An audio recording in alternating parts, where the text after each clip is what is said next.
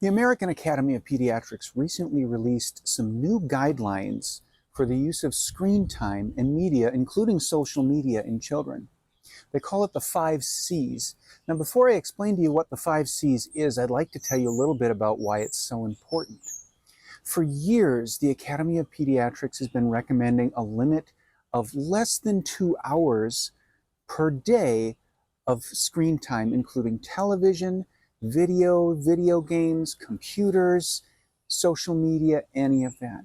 In addition, we recommend that children under the age of 2 not have any screen time at all. We're seeing study after study that are linking increases in screen time, and in particular social media, to anxiety, depression, low self-esteem, mental illness. On average, teens spend about 5 hours watching screens, mostly mobile phones. So what are the new recommendations from the Academy of Pediatrics? Well, the Academy recommends that we use 5 C's to think about and regulate the things that our children do on computers, on social media, and in television watching. So the first C is the child. As a parent, you know your child better than anybody. What is it that they are drawn to on the computer? What types of media do they seek out, and how does that affect them? So are they seeking out wild, stimulating content? Are they using it to foster an artistic interest or to learn? Is it feeding their anxiety, or is it helping with that? So paying attention to what your child seeks out and how that affects them will help you in regulating their media use. Now, the second C is the content. It's very important what a child views when they're looking at a screen, not just the fact that they're looking at a screen. There is pretty good research that children's lives and mental health reflect the things that they do online and that they watch. So parents need to be aware of which videos and video games they use, the amount of violence in those, the amount of sexuality and rude content that appears in those videos. And do they promote unrealistic standards of behavior or appearance to your child?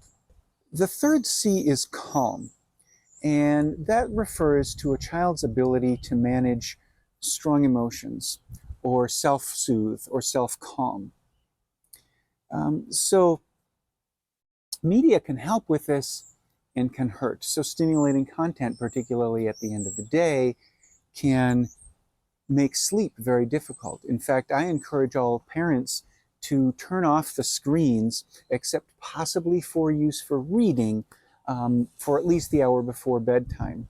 Another advantage to this is that kids will sleep better because the eyes naturally set their daily clocks based on input that the eyes get from light going to the eyes. When you think about looking at a screen, you're really looking at a light, and that can misset your body's clock if we're looking at lights right before or at bedtime.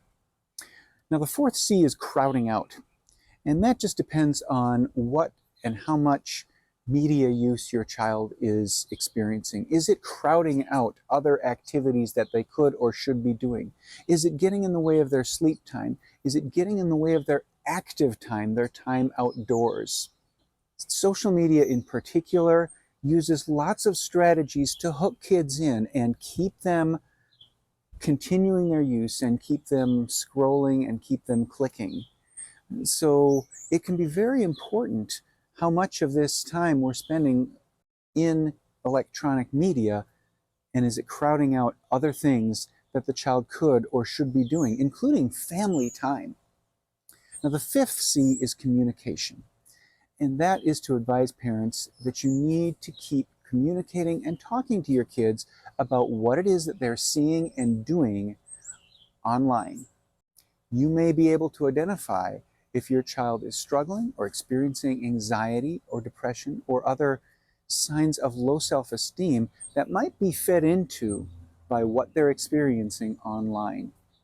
Keeping open lines of communication with your children will help you to monitor that.